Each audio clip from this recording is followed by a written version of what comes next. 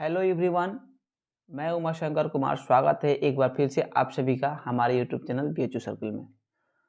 दोस्तों, आज के इस वीडियो में हम बात करने वाले हैं बीएचयू स्कॉलरशिप के बारे में। लेकिन हम देखेंगे इसमें कि आपको फॉर्म कैसे फिलअप करना है, कैसे भरना है। ठीक है, हम बारी बारी से बताएंगे अच्छे तरीक़ों से कि आपको फिलअप कैसे करना है, कोई गड़बड़ी नहीं होगा। ठीक है, लेकिन उससे पहले हम जान लेते हैं कि ये जो स्कॉलरशिप दिया जाता है बीएचयू की तरफ से, ये किनको मिलेगा। ठीक है, क्या सभी छात्रों के लिए है, या ये फॉर्म आप कहाँ से ले सकते हैं, और लेने के बाद मतलब आपको कितना पेमेंट मिलेगा। ठीक है, कितना पैसा मिलेगा, इन सभी विषयों पे हम बारी बारी से चर्चा करेंगे। तो दोस्तों, सबसे पहले हम जान लेते हैं कि ये किनको किनको मिलेगा।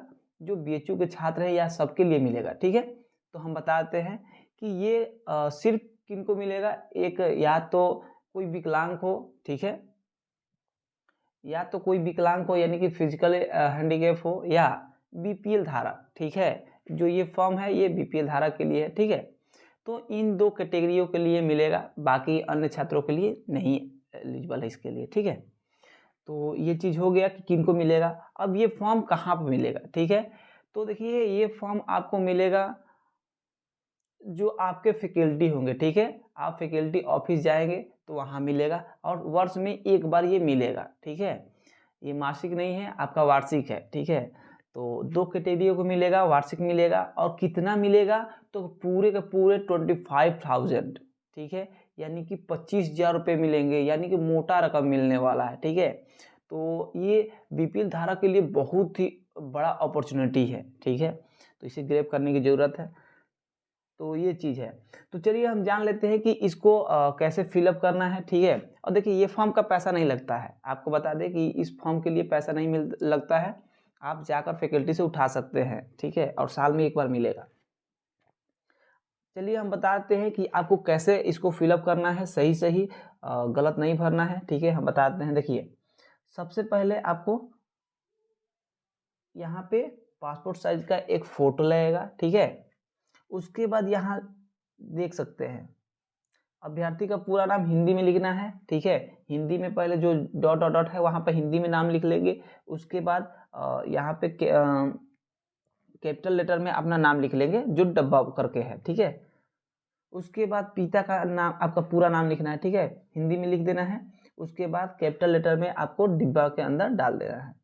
ठीक है, उसके बाद देखिए यहाँ पे क्या पूछ रहा है, क्या आपको किसी अन्य एजेंसी स्रोत से कोई अन्य वित्तीय सहायता या छात्रवृत्ति प्राप्त हो रही है। अगर आप कहीं से छात्रवृत्ति यानी कि स्कॉलरशिप उठा रहे हैं या कोई भी सुविधा ले रहे हैं, तो आपको हाँ करना है। अगर आप नई सुविधा उठा रहे हैं तो नो करना है। ठीक है, उसके बाद अगर देखिए यदि हाँ, तो योजना का नाम लिखना है, यानी कि आप जिससे पा रहे हैं पैसा उसका योजना का नाम लिख देना। नहीं पा रहे तो कोई दिक्कत नहीं है, छोड़ देंगे। उसके बाद आपका बैंक विवरण देना है। ठीक है, बैंक डिटेल्स देना है। तो यहाँ पर देख सकते हैं बैंक का नाम देना है, सिटी देना है, शाखा देना है, ब्रांच जो आपका है, खाता number, IFSC code, MICR code. ठीक है, उसके बाद जन्म तिथि, आपका डेट ऑफ बर्थ डालना है सही सही। ठीक है, उसके बाद वर्ग कैटेगरी, आप किस कैटेगरी में आते हैं उसमें आपको साइन कर देना है। ठीक है, उसके बाद लिंग यानी कि मेल है या फीमेल है या अदर। ठीक है, उसके बाद देखिए यहाँ पे महत्वपूर्ण चीज़ दिया हुआ है, पंजीकृत पाठ्यक्रम एवं सत्र। अपना पंजीकृत जब आप एडमिशन कराए हैं उस समय का, उसके बाद सत्र क्या है, सत्र लिख देंगे। ठीक है, उसके बाद अपना इनरोलमेंट नंबर, एक बीएचयू का इनरोलमेंट नंबर होता है, वो पहले के जो छात्र होंगे 1-2 साल का तो वो जानते होंगे। ठीक है, जो नए नए आए होंगे तो उनके लिए थोड़ा सा ये समझना कठिन होगा कि इनरोलमेंट नंबर क्या होता है। वो बीएचयू की तरफ से प्रोवाइड किया जाता है फॉर्म फिलअप करने के बाद। ठीक है, तो जिनको नहीं मिला हुआ वो मिल जाएगा।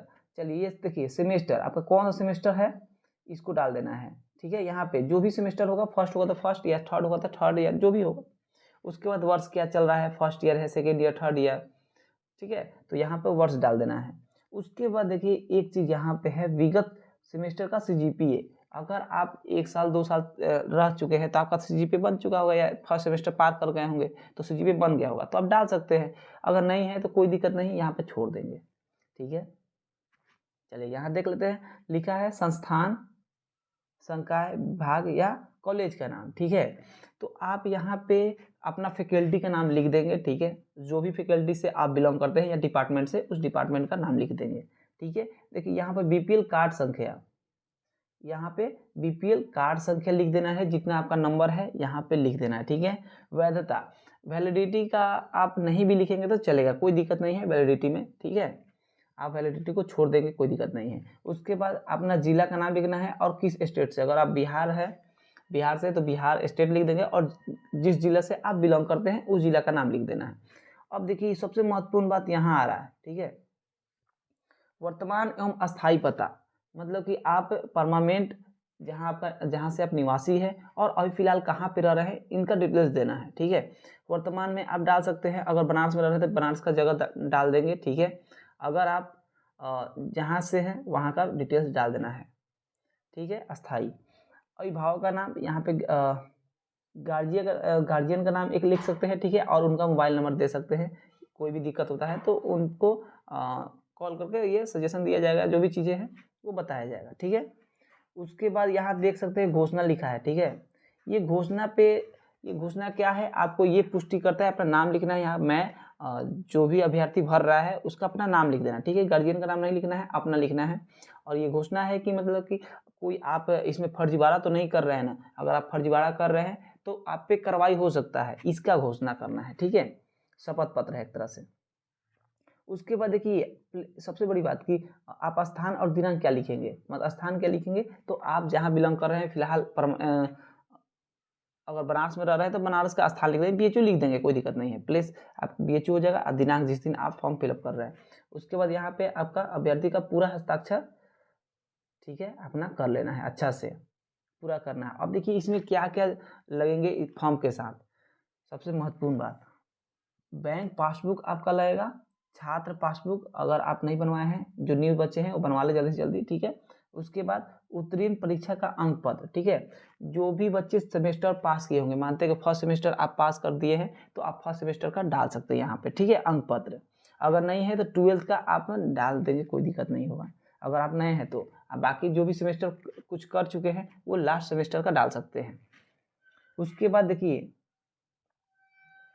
बीपीएल कार्ड छाया प्रति, ठीक है, उसका 2 कॉपी आप करा सकते हैं, या तो अपने नंबर से वेबसाइट के माध्यम से प्रिंट निकलवा सकते हैं अपना कार्ड का, या वही जो आपका कार्ड है उसका प्रिंट करा सकते हैं मंगा कर, फोटो जो भी चीज़ है।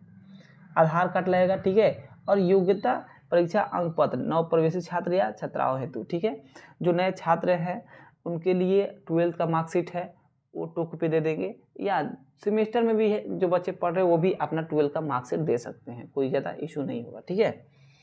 अब देखिए ये आपका छात्रवृत्ति हेतु नियम व शर्तें हैं, आप पढ़ सकते हैं, ठीक है। हम नहीं पढ़ रहे हैं क्योंकि वीडियो लंबा हो जाएगा तो आप लोग के लिए कठिनाई होगा, ठीक है, आप पढ़ सकते हैं इसको पॉज करके, ठीक है। उसके बाद यहाँ पे देख सकते हैं दिया है कि नोट, इस आवेदन पत्र को पूर्णतः भरकर आवश्यक दस्तावेजों के साथ अपने संबंधित सरकारी कार्यालय में जमा करें, ठीक है। जब आप टोटल फिलअप कर देते हैं जो भी चीज़ें डॉक्यूमेंट मांगा है उसके साथ आपको कहाँ पर करना है, यहाँ पर पहले हस्ताक्षर कर लेना है और अपना दिनांक और जगह लिख देना है, ठीक है। और उसके बाद आपको देखिए क्या करना है, सबसे जानने की ज़रूरत है इस चीज़ को, देखिए क्या लिखा है, ठीक है। अगर सर फॉरवर्डिंग, मतलब कि आपको देखिए कहाँ कहाँ से फॉरवर्डिंग करना होगा, ठीक है। तो यहाँ पे आपका देखिए जो भी डीन होंगे, ठीक है, जो भी आपके फैकल्टी के डीन होंगे वहाँ से फॉरवर्डिंग कराना है एक जगह, ठीक है। और दूसरा जगह आपका जो भी प्रोफेसर है, ठीक है, जो भी आपके टीचर हैं उनसे एक टीचर से आपका साइन मुहर होना चाहिए। और उसके बाद यहाँ पे आपका जो भी फैकल्टी के डीन होंगे ये दोनों आदमी का, एचओडी का, डीन का होना चाहिए, ठीक है। तो दोनों जगह से आपको फॉरवर्डिंग हर हाल में करना होगा तो ही आपका जमा होगा कार्यालय में, नहीं तो नहीं जमा होगा। उसके बाद सबसे महत्वपूर्ण बात देखिए यहाँ पे forwarded by chief proctor BHU, ठीक है, चीफ प्रोक्टर के द्वारा एक आपका फॉरवर्डिंग होगा, मतलब कि एक आपको प्रमाणित करा जाएगा कि हाँ कि आप बीएचयू में कोई भी झगड़ा झंझट या कोई भी मामले में आप उनसे संलिप्त नहीं है, इसका प्रमाण देता है चीफ प्रोक्टर। तो वहाँ से आपको एक एप्लीकेशन देना होता है, आप जाकर एप्लीकेशन डाल सकते हैं कि हमें ये चीज़ चाहिए बीपीएल स्कॉलरशिप के लिए, तो एप्लीकेशन जमा करेंगे 2 दिन बाद आपको एक प्रमाणित करके दे देगा, जांच करके कि हाँ आप कोई भी झगड़ा झंझट में नहीं है, ठीक है। तो उसका प्रमाण जैसे ही मिलता है उसके बाद आप जितने भी डॉक्यूमेंट है और इस फॉर्म के साथ आप अपने कार्यालय में जमा कर देंगे, जो भी आपके फैकल्टी है अपने फैकल्टी के कार्यालय में, कहीं नहीं जाना है। बाकी यही सब चीज़ है, आपको घबराना नहीं है। बाकी आप जान गए कि कितना पेमेंट मिलेगा, पूरे के पूरे 25,000 मिलेंगे, वार्षिक मिलेंगे, ठीक है, साल में। और इन 2 कैटेगरी को मिलेगा, एक बीपीएल धारक को, एक विकलांग जो भी फिजिकली हैंडीकैप है, इन बस 2 छात्रों के लिए है, बाकी किसी को नहीं मिलेगा। और एक और बात बता दें आपको कि अगर आप यूपी के हैं, ठीक है, और यूपी गवर्नमेंट के माध्यम से आप कोई भी छात्रवृत्ति ले रहे हैं तो आप बीएचयू का छात्रवृत्ति नहीं ले सकते हैं, ठीक है, ये भी बात है। तो आप कोई एक ही ले सकते हैं, या तो बीएचयू से ले सकते हैं या आप यूपी गवर्नमेंट से ले सकते हैं। ये यूपी के लिए है, बाकी बिहार के तो यूपी से तो मिलेंगे नहीं, तो वो बीएचयू पे आधारित है, वो बीएचयू जो देंगे वो लेंगे, ठीक है। तो यही सब चीज़ है। बाकी अगर इससे संबंधित और भी कोई डाउट्स होगा कहीं फिलअप करने में या कोई भी, हमें नहीं लगता है कि आपको कोई इससे संबंधित डाउट होगा। बाकी और भी कोई जानकारी चाहिए तो आप कमेंट बॉक्स में कमेंट कर लेंगे, उसका रिप्लाई देने की पूरी कोशिश करेंगे। बाकी थैंक यू सो मच, फिर मिलेंगे बहुत जल्द नेक्स्ट वीडियो में।